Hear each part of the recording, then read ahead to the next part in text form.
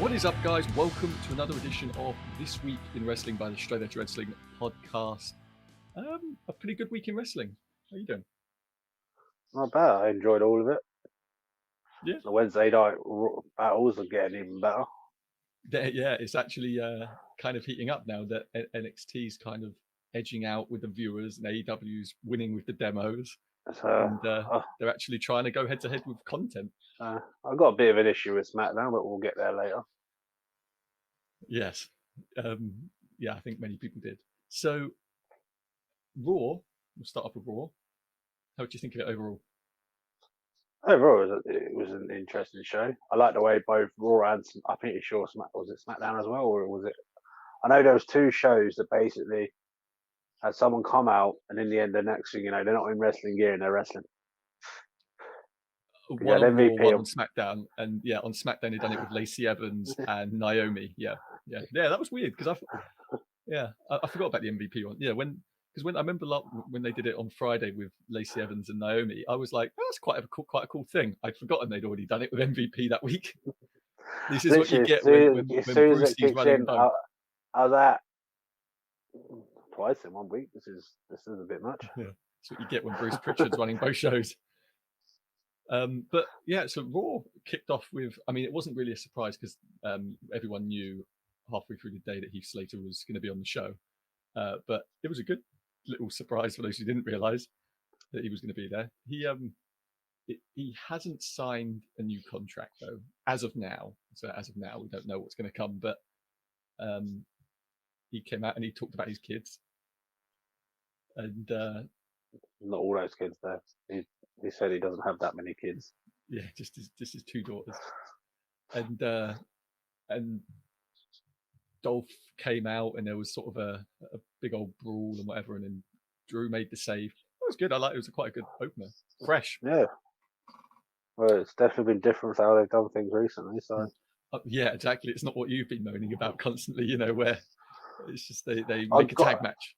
They actually did no, I've got to admit, they did quite well with some of these things because, they did some of the things that I moaned about where the next thing you know, is that they'd already kind of led, this was about to happen anyway. Yeah, it's true. Like instead of, we're brawling everywhere. Now we're going to a break. Now we're in a tag team match. What? Yeah, like the MVP thing and like Jeff Hardy on SmackDown, which we'll talk about, that they told you that kind of before it happened. Whilst normally it's like they just go to a break and it's like, oh, got a match now.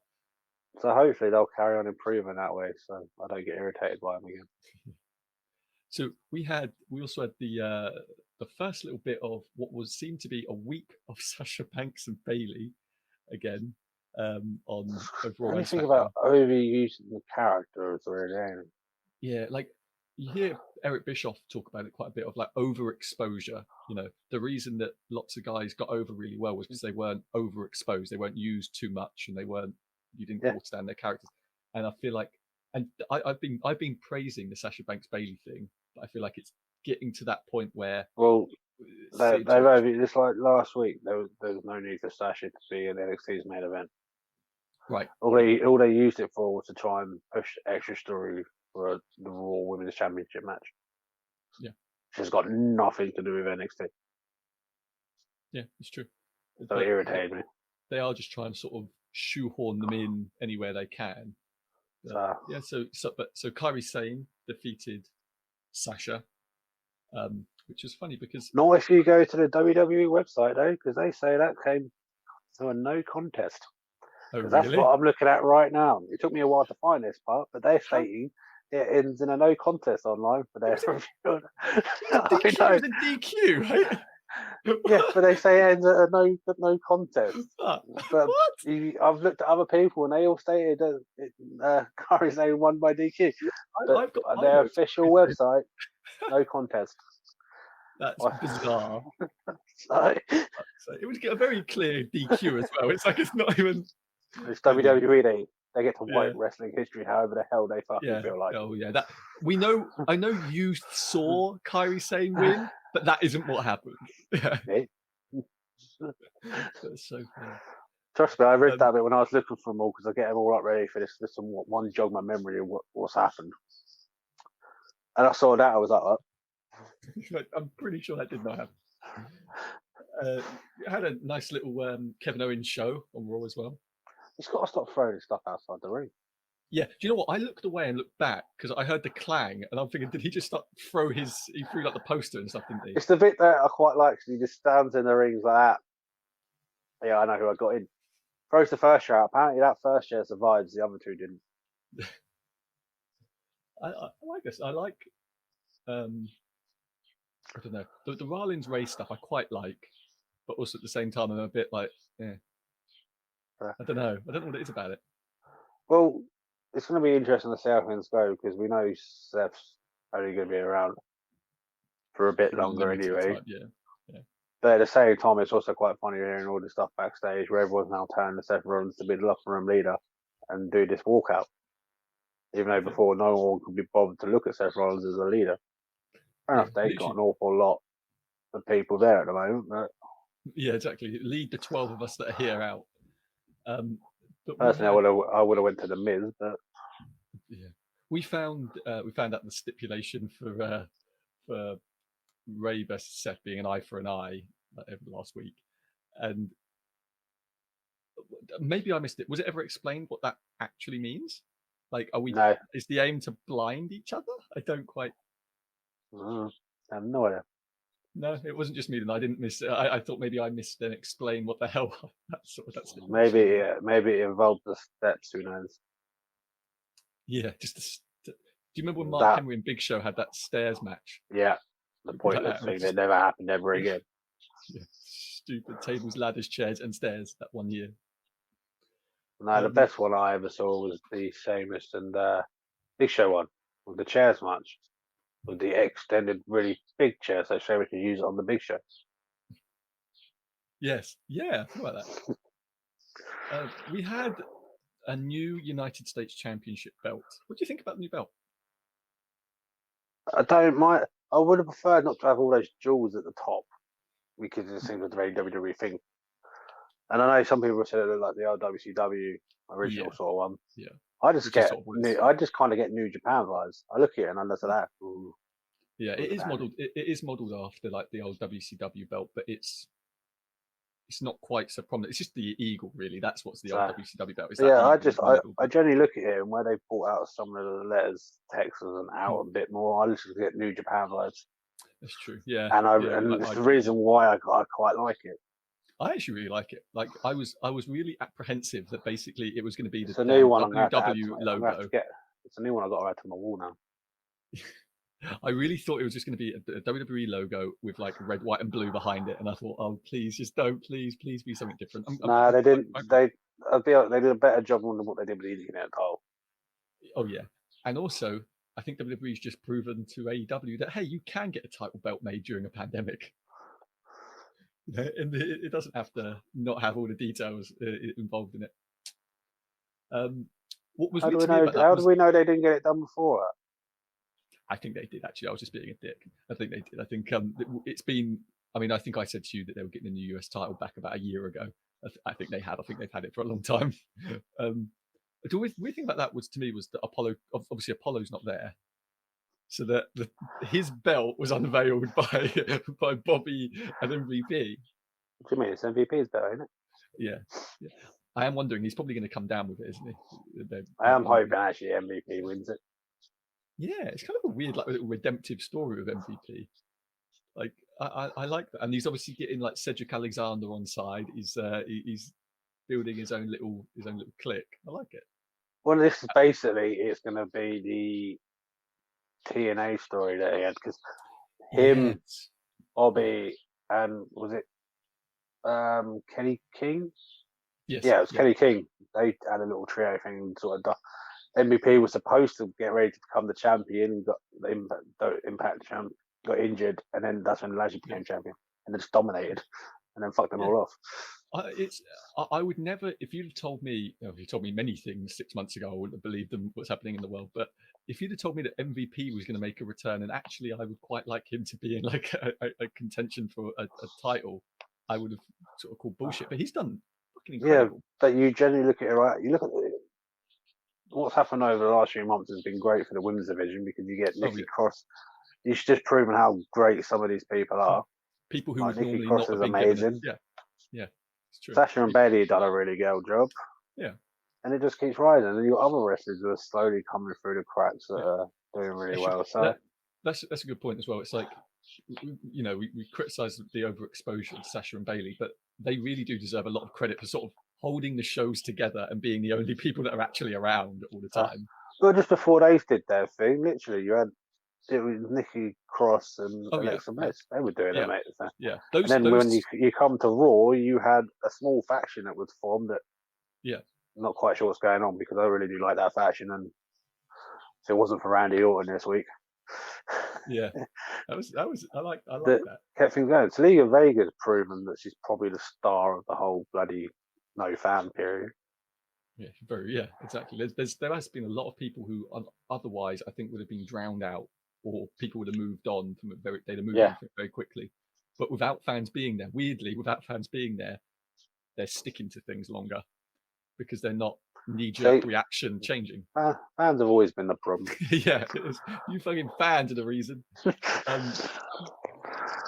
Yeah, so we had Randy Orton, Angel Garza, Andrade versus the Viking Raiders and Big Show. I really enjoyed this. I enjoyed Randy Orton. I like the bit that came a bit earlier on when you had them backstage. Backstage, yeah.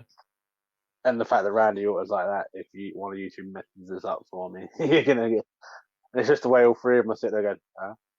Yeah.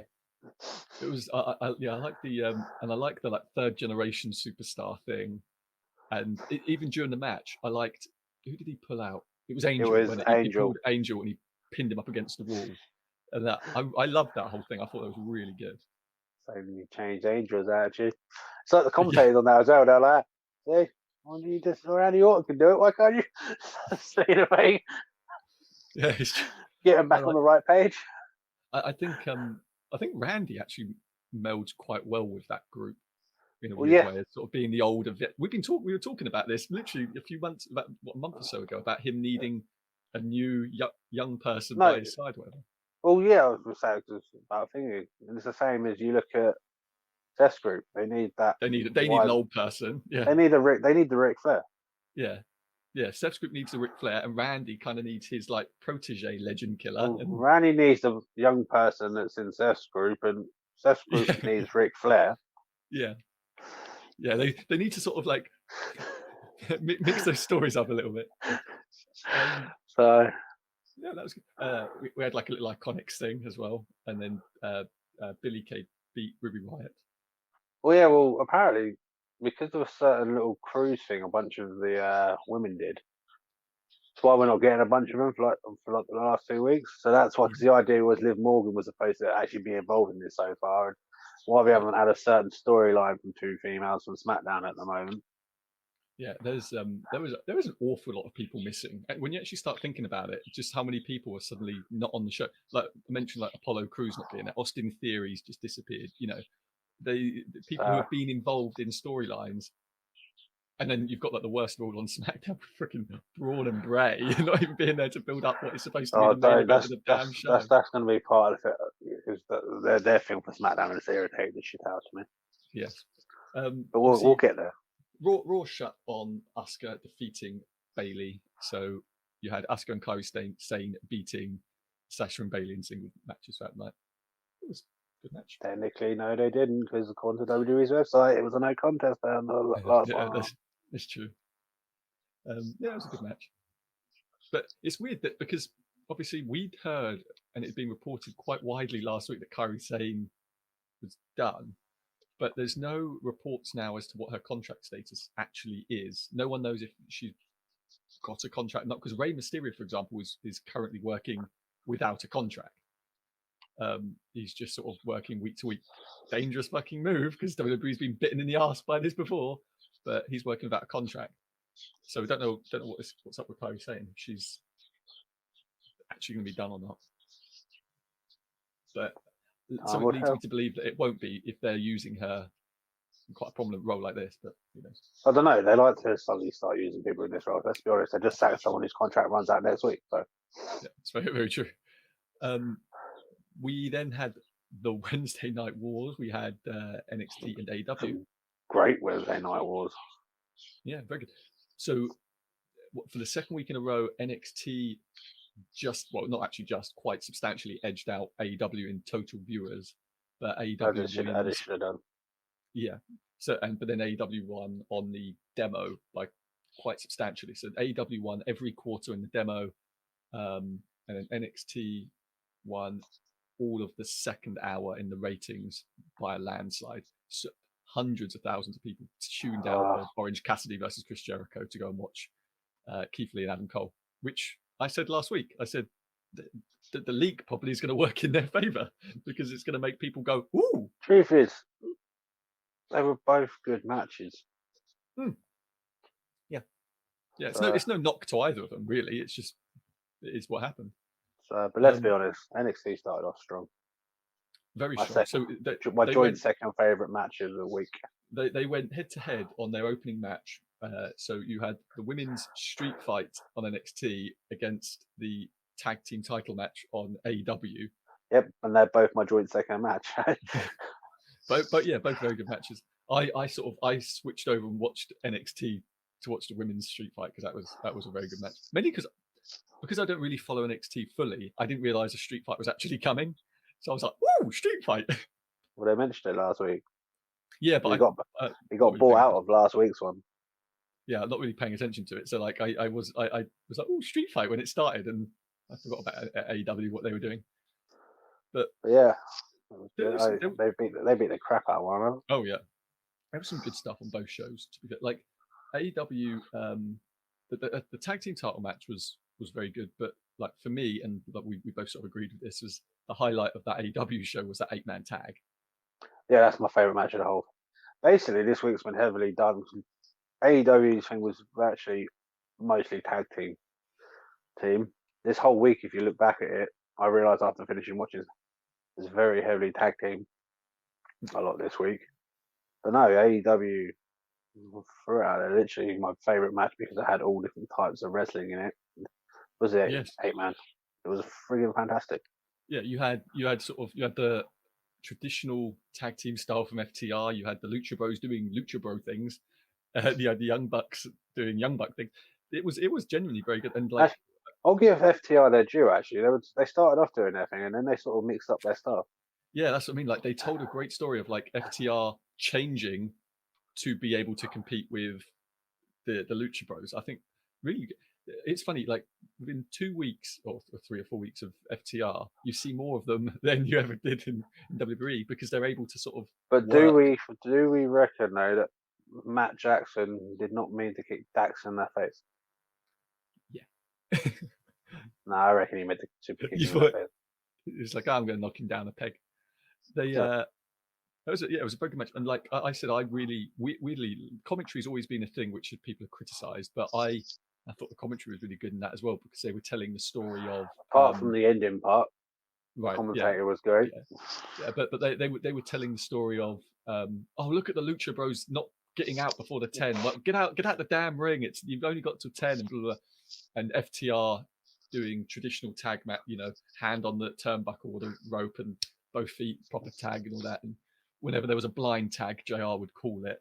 And I thought that was, I genuinely think it's a nice little thing. Just JR irritated me with the last comment when Lucha Bros win it, and that's what like they're the underdogs and the defeat, like that.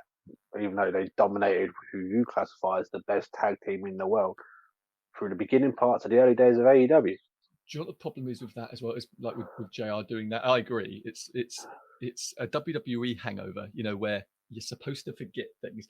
That wrestling fans are supposed to have like a 14-day memory, and then you're supposed to forget it. And we're not going to forget that, for a year, the Lucha Bros destroyed the Young Bucks in every match, basically.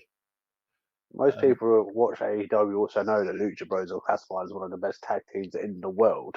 Yeah, they're considered like Ray Phoenix is constantly talked about as being one of the best workers on the planet right now. Like, and let's be honest, you're also looking at two people that I'm pretty sure through that also doing single as well have won heavyweight titles. Yeah, exactly. But yeah, do you know what I'm really liking out of that is Butcher and Blade. I said this the other week, and I really like it again this week. Is that we're actually seeing something from them. They were brought in with all that hype. I don't know where the bunny is. Like the bunny was involved in some backstage stuff a few weeks back, and then Well, she was doing stuff of. I think she's the she was doing mingling something. in with the Cody's crowd. Yeah, and then they sort of, I don't know. But yeah, anyway. But yeah, Which is Butcher funny Blade because sort of, she's married to Blade. Blade, right? Exactly. Yeah. So, but they came in with a lot of hype, and then they just sat in the crowd for most of them the next few months, and I'm glad because they are very good workers, and they got a good look. They got a very good like 1980s, 1990s style, like just grizzled tag look. I like it. Yeah, all of them did really well. Nyla Rose defeated Kenzie Page and Kylin King.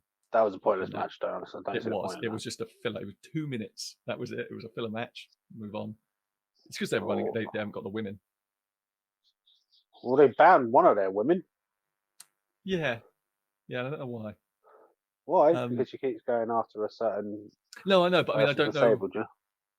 Yeah, but I mean, like, I don't know why when they need women on the show, they would intentionally write a woman out to do a storyline. Yeah, they could have done the same thing with her in the match. But I did like that. I did like Britt Baker's things. Britt Baker's a star over there, like she really is. It was funny because that's another one which started out very rocky. She's more of a star when she's not in the ring. Yes. Oh, yes. Absolutely. Yeah. What's frustrating? All of a sudden, she comes back to wrestling, and her momentum dies. Yeah, it's true. We had Taz and Brian Cage.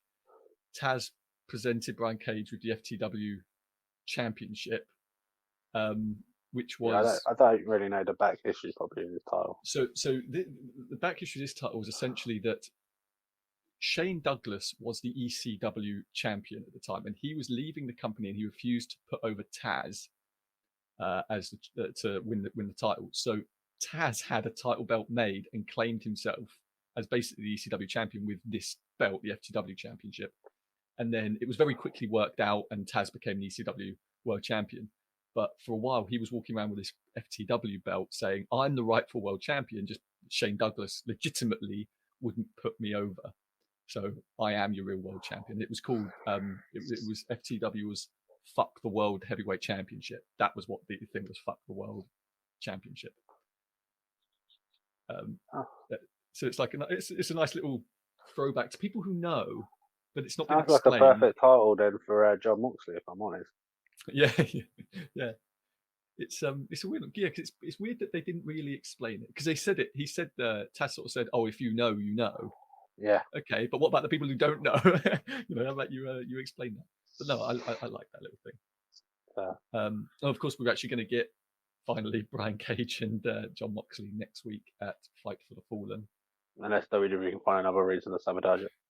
Yeah, unless they send someone around his house to hug him or something. Sneeze and give a cough on him, yeah. Renee and John have both tested negative. Both tested negative multiple times this week, and they're going to do another test just before Fight for the Fallen, just to make sure. But it seems like they're all in the clear now. What do you think of the main event then? Chris Jericho and Orange Cassidy. It wasn't a bad one. I enjoyed the flow of it and how they did things. Kind of wish Orange Cassidy got the W. Yeah, same. Like Jericho doesn't need Jericho's Jericho. He's one of those people now. It doesn't matter if he wins and loses. I quite like the way they told the thing of like Orange Cassidy trying to overcome the people outside until his best friends come in to pick him off. Yeah, I did like that. And that, although they also seemed to cost him a bit as well, because when that was all happening, he got hit near by a baseball bat. I tell you, there was a bit in that which really like popped me, was when he's doing, the lazy kicks to the side, and then he done that super kick. That really popped me. I thought that was fucking awesome. That was brilliant. But when you look at both NXT and AEW, I would definitely say the better main event was NXT, because how they told the story of how Adam Cole can overcome Keith Lee's size. Especially when Keith Lee took himself out. Yeah, I'll be honest, a little part of me while this match was going on was starting to root for Adam Cole. That rarely ever happened as well. Yeah, I know. They genuinely killed it, and then Keith Lee won, and I was a little bit disappointed. I'm glad. I'm glad. I'm happy. I'm happy Keith Lee won, but then I was just slightly after starting to feel that I found myself rooting for Adam Cole, which never really happens, even back when he was on a certain YouTube channel. I'll say this: I just kind of hope that this doesn't signal them bringing Adam Cole up to Raw or SmackDown. I know that sounds a bit bad, but like the problem is though, if you're going to bring Adam Cole, you've got to bring all of them up. Because otherwise, he's just going to be a small little mid-carder, which they're going to forget about and use on 205 Live in 6 weeks, And it's like that's a shame. Or 205 Live has died. Well, you know what I mean. Like they're going to use him on main event, like Ricochet and freaking Shayna Baszler wrestling on main event and superstars and things. So yeah, I think Undisputed Era right now do really, really well with SmackDown. Yeah, they haven't really got like a faction on SmackDown. Like they've got a couple. SmackDown doesn't seem to have an awful lot right now. Yeah. It seems to be missing a lot at the minute. Oh yeah, but do you know what else in AEW? You know, Colt Cabana had that hematoma, the massive like bruise on his side. That was real. I gathered that. Yeah, but at the time, people were sort of thinking, it was makeup or whatever, and it was caused from him hitting the guard railing. Like a week or so before, he landed on the guard railing and like that massive hematoma. Fuck that. I can safely say I generally believe that was real because it's not an easy thing to try and fake. Right, but then do you know why I think a lot of people, when you'd see a lot of people were saying it being makeup, was because the fact he fucking wrestled. So I saw a lot of people sort of like, there's no way they'd let him wrestle with that, and it's like, yeah, I mean, it's just no offense, he was wrestling in pain. Yeah, and they told the story throughout it. Yeah, that was crazy. That was ugly looking. That was brutal. But yeah, it's funny. When Wednesdays has finally become actually a competitive night and a good night for it. There's been a long time where AEW's not really been doing much. It's been kind of meh, good and bad, and NXT's just been sort of floating by. NXT's up their game and is really like they're coming for them now. So what's the betting though next week? Because you've got the AEW Championship match on the line. That there's going to be an instant rematch between Adam Cole and. That's very true. I don't know if they've announced. I'm going to look it up now. I don't know if they've announced anything for this week's coming NXT yet. So as soon as I was like that, I'm assuming now you're going to have the rematch between the two of them now for NXT next week. It really wouldn't surprise me if they do. With some some maybe gimmicky style match. Yeah, they haven't announced anything for next week yet, but yeah, it wouldn't surprise me if they'll probably be waiting for Raw to announce what that match. Yeah, that's exactly. So it'll probably tomorrow. We'll probably get we'll get something. So SmackDown, good and the bad. Well, it generally started off quite good. Yeah, it was going quite well till halfway through the show.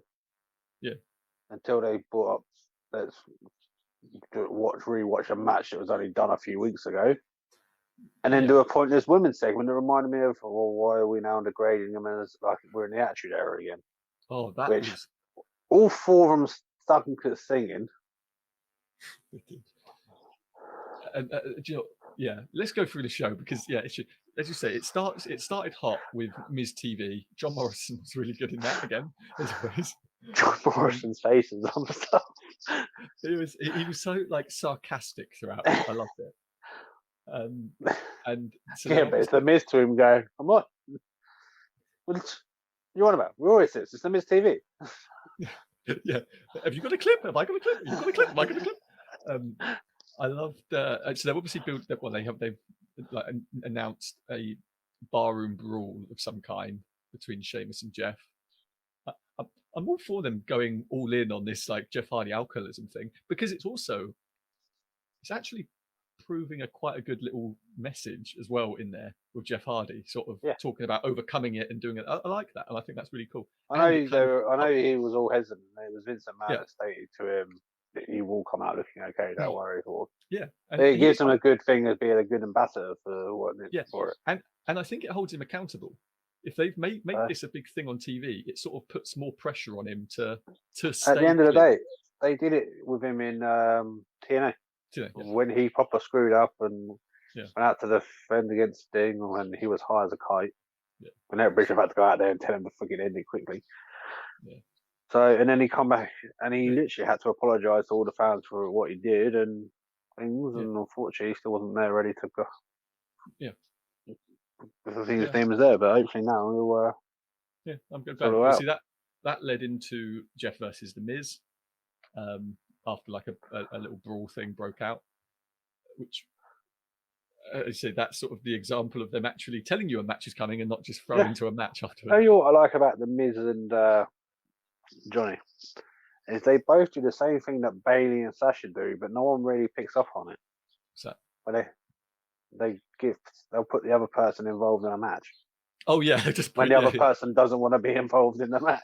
Yeah, that did make me laugh with the Miz and Morrison, where he was like, "So which one of you two?" But no, but they do it on a regular basis. Who was out to fight Braun? Was it Miz or whoever it was? Literally, have the tendency to put the other one involved in the match, but they don't get brought up on it. Where Sasha and Charlotte, yeah, I say Charlotte, I mean Bailey. We'll talk about, as you said, karaoke. So this was. Do we have to? It was. No. It was Naomi. It was Naomi, Dana Brooke, was it? Yeah, you had Dana Brooke, you had Tamina, and Lacey Evans, who didn't even bother to take the time to learn the timing of Triple H's song. Which is crazy because that's maybe one of the best known songs in wrestling. How did you not just know it? She knew the song, she just didn't know the timing of it. Yeah, I can't fathom what possessed Pritchard. Well, actually, just Bruce Pritchard, I can get it to put this on, but it was embarrassing. To be honest, the only one that looked good in all of this was Jey Uso. Yeah, which kind of wasn't the point. But literally, from the moment where they did that whole "let's go back to the Universal Championship," which, no offense, I would have preferred to have had them actually take some time and let the editing people do their job and do an actual video of where Braun first, Braun first comes in with Bray's click, goes for the thing, they're separating, their own little separate path to where they never met again here. Yeah, and 5-minute video of that would have been great.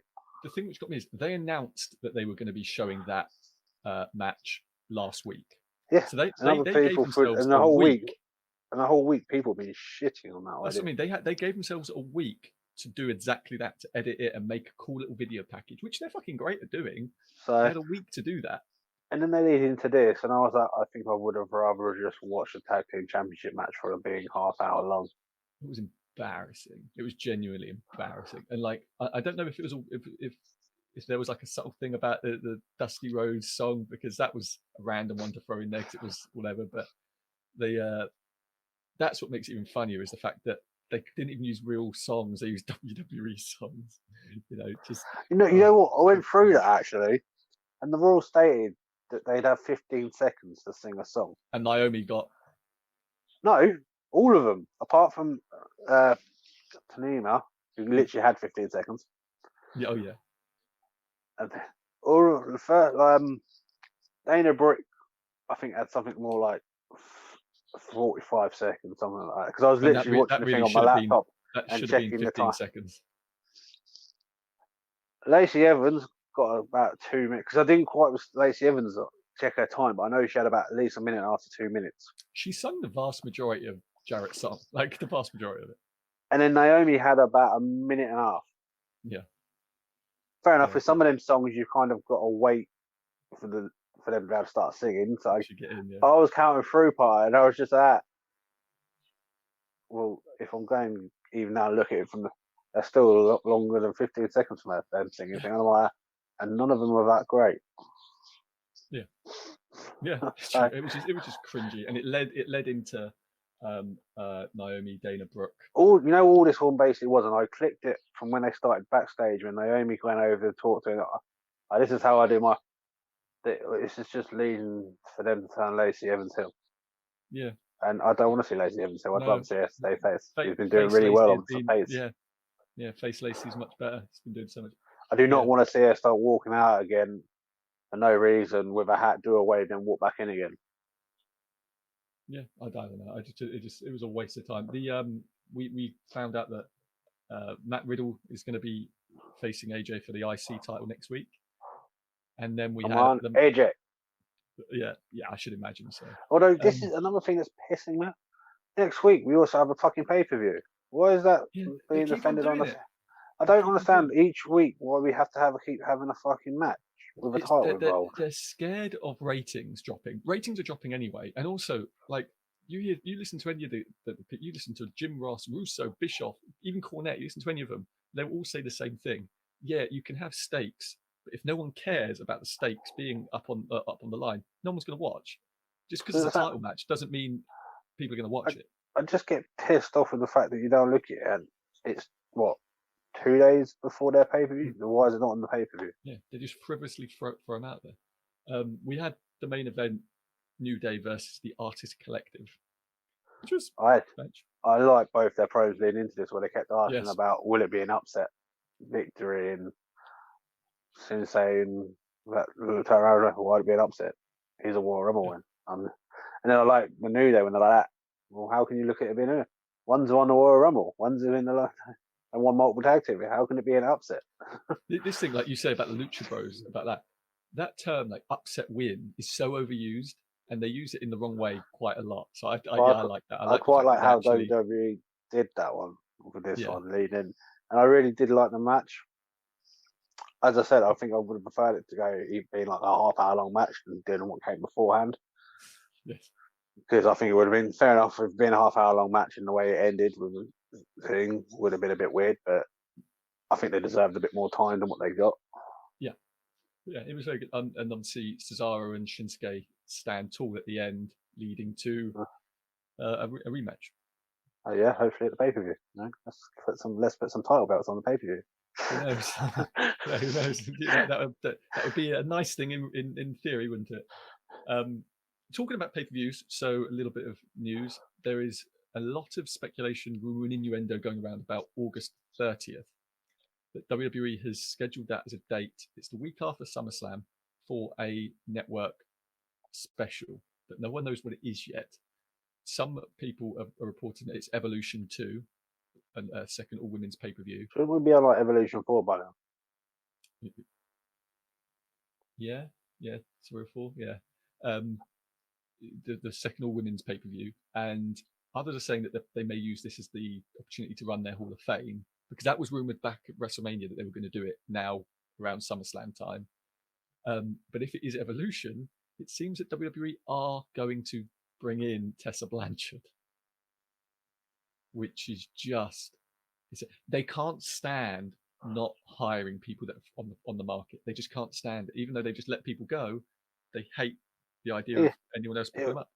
Been quite good fortune doing the ring, but unfortunately she's an Austin Aries where she'll be gone within 6 months to a year. There's the women there get on really well for the most part, and I can't see her blending in with that and them sort of accepting her being an asshole. But yeah, so I hope that's not true. I hope Tessa doesn't go to WWE, because I don't think they need her, really. I think the women there are actually doing very well right now. I'm rooting for Nikki Cross to become a women's champion, because I think it'll be fucking awesome for SmackDown. Yeah. But other than that, there's not really been much news this week. Obviously, the biggest news has been about the US title being redesigned and the ratings sort of actually getting closer and closer with NXT versus AEW, which is Tony Khan doubling down and tweeting out a storm about the ratings this week. He went on Twitter and tweeted out a storm about how just because NXT won in the viewership, it means nothing, because we won in the demo and blah blah blah. And then when SmackDown was high in the demo, people were saying, so where's Vince McMahon tweeting out about how SmackDown killed it in the demo? Because it's like, how about you be above that? Tony Khan is a big problem for that company. Yeah, it looks childish. He keeps on tweeting out this. It looks childish. It looks amateurish. Like WWE counter programs NXT, puts a Great American Bash up against it. They never acknowledge AEW because they don't need to, so they never do. AEW feels this need to constantly acknowledge, which is I don't know, it's a bit of a. Well, let's be honest, they're trying to be WCW 2.0, a more terrible job at it. You know what did Eric Bischoff used to do at times? Yeah. Yeah, and it's funny because like Bischoff used to do that, and like when you hear like Russo and Jim Ross speak about the Attitude Era, Vince McMahon used to tell them, we don't mention them because we don't punch down. That was the point. We're number one. We will not punch down, even when they were losing. We won't punch down. And then obviously when they started to lose, they would mention them here and there. But the idea was they don't exist because you don't want to bring attention to them. I mean, they done on Being the Elite this week. They done a skit about the Keith Lee Adam Cole result being leaked, and about how at least our results won't be leaked. Blah blah blah. It's like, well, they destroyed you in the ratings during that leaked match. So I don't know. It'll be fun. It'll be fun to see where things go. But other than that, that's kind of it for this week in wrestling. It's been a good week for shows, though. It has been a good week for shows. Yeah. But anyway, please head over and follow us on Twitter at SCW_podcast. You'll see it above. Like and subscribe to this video, and we will see you next time. We are out.